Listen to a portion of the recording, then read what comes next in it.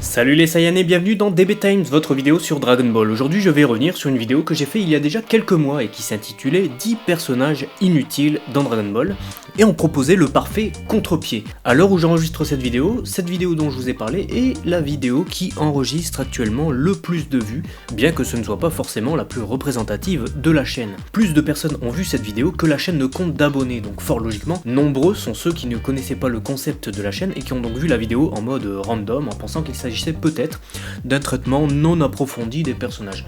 J'ai donc eu droit à une multitude de commentaires et d'avis tous plus variés sur le sujet et sur le traitement de la vidéo. Pour l'heure je vais donc vous parler des 7 personnages souvent trop sous-estimés dans Dragon Ball, sujet qui m'a donc été inspiré par vos très nombreuses réponses dans les commentaires de cette précédente vidéo. J'ai remarqué qu'il y avait beaucoup de noms de personnages assez importants dans l'histoire de Dragon Ball qui revenaient dans les commentaires et qui étaient qualifiés d'inutiles au sein de l'œuvre. Je me dois donc de redorer leur blason et de prouver qu'ils sont loin de l'être. Je commence ce classement avec Oolong.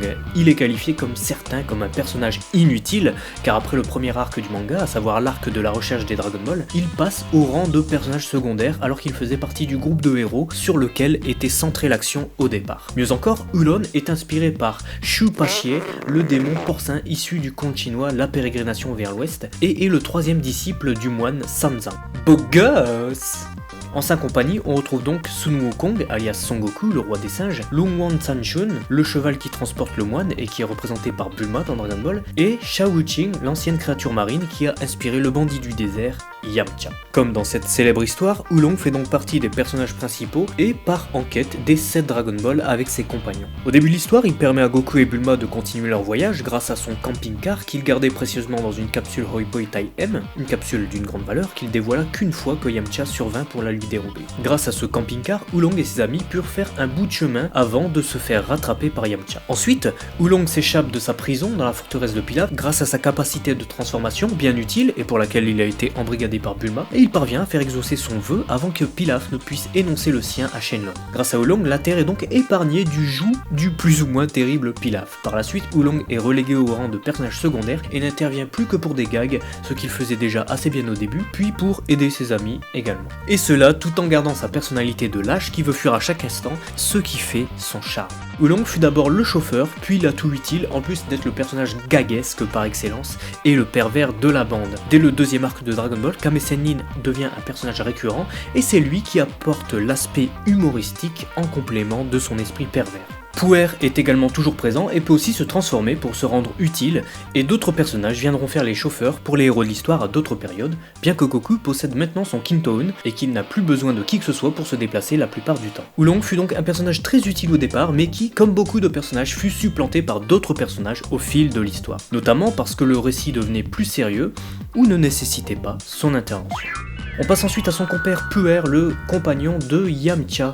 Puer a toujours eu un rôle très secondaire dans Dragon Ball, il faut pas se le cacher, et ce, même au début de l'histoire. Ce serait donc de la bêtise que de dire que son rôle a diminué drastiquement au fil de l'histoire, mais il est vrai que son utilité dans le récit a un peu fait les montagnes russes, chose qui est assez normale au final. Au début de l'histoire, il intervient donc avec Yamcha pour dérober les capsules et l'argent de Goku, Oolong et Bulma, et à cause, ou plutôt grâce à cette intervention, on découvre qu'Oolong gardait une capsule camping-car en réserve. Puer amène aussi des situations comiques malgré lui en jouant le rôle du clown blanc, tandis qu'Oolong joue l'Auguste. De plus, lorsqu'on a besoin de lui, Puer répond toujours présent, contrairement à Oolong qui s'enfuit à chaque moment difficile. C'est le total opposé du petit cochon, bien qu'ils possèdent tous deux des capacités de transformation sensiblement similaires. À un moment donné, Puer se transforme en oiseau pour récupérer Bulma transformée en carotte et participe donc à la victoire de la Dragon Team sur la bande des lapins. Sans Puer et Yamcha, nos héros auraient subi une défaite cuisante et leur périple se serait peut-être arrêté là. Par la suite, Puer est plus utile que jamais puisqu'il rejoint nos héros au palais de Baba la Voyante et combat contre Draculaman en compagnie d'Upa. Grâce à sa capacité de transformation, il remporte le combat et permet au groupe de passer le premier combat,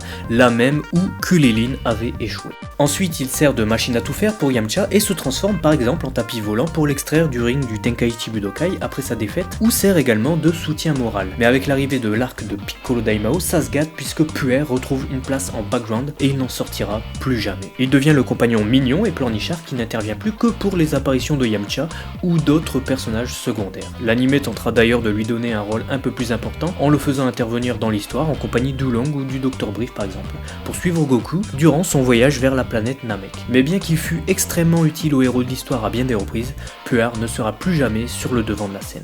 Un peu comme son ami Yamcha d'ailleurs. Et ouais, on y vient, j'aurais pu le faire figurer en première position de ce classement tant il est détesté et considéré comme inutile par bon nombre de fans, mais il me fallait une bonne transition et je pense que les autres personnages à venir dans ce top offrent encore plus de surprises. Yamcha est certainement le personnage le plus trollé dans l'univers de Dragon Ball et il doit ça à sa poisse légendaire et à son habitude de perdre à chaque premier combat de chaque duel que ce soit. Il fut éliminé par Jackie Chun lors du premier combat de la phase finale du 21e Tenkaichi Budokai, par Tenshin Han lors du premier combat de la phase finale du 22e Tenkaichi Budokai, et par Shen alias Dieu lors du premier combat de la phase finale du 23e Tenkaichi Budokai. Il fut également tué par un Saibaiman lors du combat contre les Saiyans et fut la première victime des humains artificiels à peine arrivés en ville. Mais qui se souvient justement que Yamcha s'est quand même hissé jusqu'en phase finale de chaque Tenkaichi Budokai auquel il a participé et a vaillamment combattu aux côtés de Goku pendant des années alors qu'il n'est qu'un simple humain. Et il est également le premier combattant à avoir rejoint Goku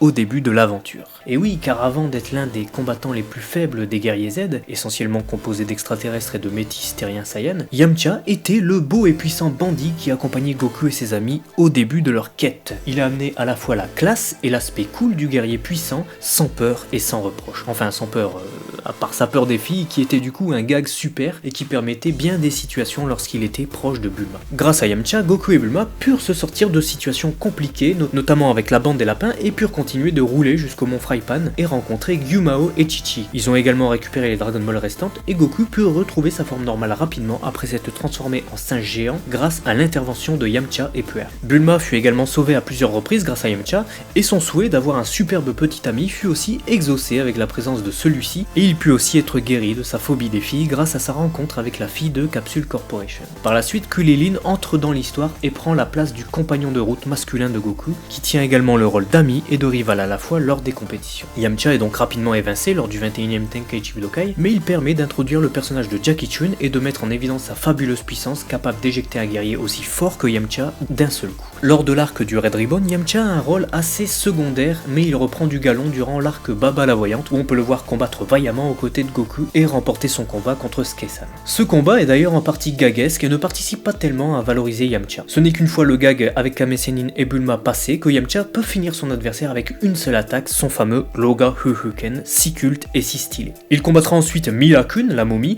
mais il se fera rétamer et participera à valoriser les progrès de Goku qui bat un ennemi aussi puissant en un seul coup. À cette période, Goku semble invincible et aucun ennemi ne pourra le mettre en déroute. Dès l'arc suivant, Yamcha revient sur le devant de la scène avec ses camarades qu'il retrouve lors du 22e Tenkaichi Budokai et on s'attend à une opposition magistrale entre lui et Tenshin Han, deux rivaux décidés dès le départ. Mais l'affrontement tournera court et malgré un combat épique, Yamcha est grièvement blessé par le disciple de Tsuru Sennin. Ceci donne alors la motivation à Goku d'aller chercher la victoire sur Tenshin Han et de se hisser jusqu'en finale, victoire qu'il manquera de peu. Lors de l'arc Piccolo Daimao, Yamcha est blessé et tient à peu près le même rôle que durant l'arc de l'armée du Red Ribbon. Mais il reviendra combattre durant le 23e Tenkaichi Budokai et l'arc Saiyan, deux arcs durant lesquels on prendra plaisir à le voir de retour, lui et les autres, mais durant lesquels il sera rapidement mis out face au niveau trop élevé des nouveaux adversaires. On retiendra son combat courageux contre le Saibaiman qui finira par le tuer, où il prendra la place de Kulilin, pressentant très certainement ce qui pouvait arriver. Effectivement, Kulilin est déjà mort une fois à cette époque, et on n'aurait donc pas pu le ressusciter une seconde fois avec les Dragon Ball de la Terre. C'est en sachant cela qu'il demande à Kulilin de lui laisser sa place et qu'il combattu vaillamment, mettant en déroute le Saibaiman qui a un potentiel de combat comparable à celui de Raditz, contre qui Goku est mort quand même et contre qui Piccolo fut grièvement blessé, et le forçant à s'auto-détruire. Mais durant les arcs suivants, Yamcha est complètement dépassé par les nouveaux arrivants que sont les divers extraterrestres, les Super Saiyans, les transformations et autres éléments de l'histoire qui relèguent les simples terriens au second plan. Le seul terrien ayant réussi à résister à cet écart de puissance et ayant continué à tenir un rôle important au premier plan étant Kulilin. Yamcha ne pouvait donc décemment pas tenir le même rôle que Kulilin et il n'y avait qu'une seule place à prendre et c'est le meilleur ami de Goku évidemment qui conserva cette place fort logiquement. Il y a un autre personnage qui a subi un traitement assez similaire à celui d'Yamcha et il s'agit de Tenshinhan. D'abord ennemi de Goku, il se joindra à lui après l'avoir affronté et après avoir reconnu sa valeur. Sous l'influence de Kame Sennin et de Goku, il changera pour rejoindre la lumière et laisser de côté les mauvaises actions dictées par Tsuru Sennin. Il tient le premier rôle durant l'arc du 22e Tenkaichi Budokai, puis est rapidement surpassé lors de l'arc suivant, c'est-à-dire l'arc Piccolo Daimao. L'action étant centrée sur Goku, ceci ne permet pas un développement poussé de Tenshinhan, mais il combat malgré tout en première ligne et participe au rassemblement des Dragon Ball, assiste au combat contre Piccolo Daimao et affronte également l'un de ses sbires, Drum. Le niveau de Tenshinhan équivalent à Goku lors du dernier tournoi étant connu des lecteurs et des téléspectateurs, il sert à jauger les progrès de Goku et le niveau de Piccolo. On comprend alors leur puissance lorsque Tenshinhan se fait rétamer par Drum. Lors du 23e Tenkaichi Budokai, on assiste à ces nouveaux progrès, mais l'attention étant portée sur Goku et Ma Junior, Tenshinhan est mis out par Goku qui put enfin dévoiler une partie de ses nouveaux progrès lorsqu'il fut opposé à un adversaire aussi puissant que Tenshinhan, qui a eu la chance, contrairement à Yamcha, d'être valorisé dès son premier combat grâce à son opposition contre le cyborg Tao Pai Pai. Il vengea Chaozu au calme et réaffirma avoir coupé les ponts avec l'école de la grue. Lors de l'arc Saiyan, il participe à montrer ô combien les Saiyans sont puissants et permet de réaliser l'écart entre eux et les Terriens et permet d'annoncer l'arc suivant, l'arc Namek, qui introduit la recherche des nouvelles Dragon Ball. Après ça, Tenshinhan est lui aussi dépassé par le niveau de puissance excessif des adversaires de Goku et par les autres guerriers Z que sont Gohan, Piccolo, Vegeta, Trunks du futur. Malgré cela, Tenshinhan continuera à faire de courtes apparitions assez cool et utiles, comme durant l'arc Cell où il sauve littéralement numéro 18 qui allait se faire absorber et permet de retarder l'inévitable. Sûrement le passage le plus glorieux de Tenshinhan durant cette période. Par la suite, on le retrouvera durant l'arc Majin Buu où il intervient pour sauver Dende qui allait se faire tuer par Buu qui voulait faire disparaître le seul être capable de soigner les combattants sur Terre. Mais Tenshinhan sera rapidement mis au tapis et il mourra ensuite avec l'explosion de la Terre. On le revoit finalement en train de participer à l'élaboration du Super Genki Dama à la toute fin de l'arc, mais il ne réapparaîtra plus contrairement à Yamcha qui fait toujours partie du groupe d'amis proches de Goku. Upa et Bola. Je mets ici deux personnages au lieu d'un seul car ces deux-là sont ensemble la plupart du temps et ne sont pas du tout indépendants dans Dragon Ball.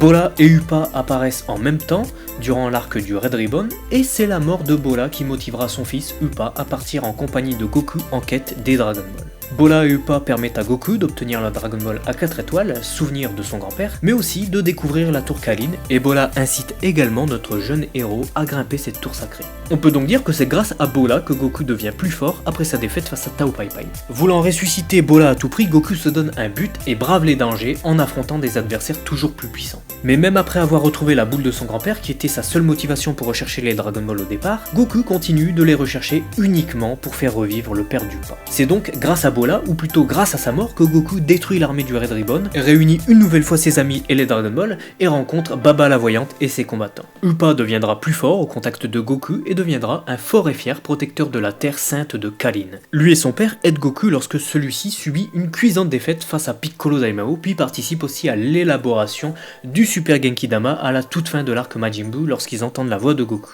Chose qui est d'ailleurs impossible en VF vu que sa voix change. Vient ensuite la tortue de mer. Ah, la tortue de mer, Umigame en japonais. Cette tortue ne sert à rien, vous vous dites? Non mais vous rigolez j'espère. Sans cette tortue, Goku n'aurait jamais rencontré Kame Sennin, il n'aurait jamais obtenu le Kintoun, son nuage, et ne serait jamais devenu le guerrier qu'il est aujourd'hui. Alors oui, comme Oolong ou Gyumao, cette tortue de mer ne brille vraiment que dans le tout premier arc de Dragon Ball, mais elle permet quand même à Goku de rencontrer le personnage clé dans sa vie, c'est-à-dire Kame Sennin, celui qui fera ce qu'il est aujourd'hui. Cette tortue permet également à Bulma de se rendre compte qu'elle a besoin de Goku malgré elle, et participe ensuite essentiellement à former le duo comique avec Kame Sennin, où celle-ci joue le rôle de clown blanc, un peu comme dans le duo Puer-Oolong.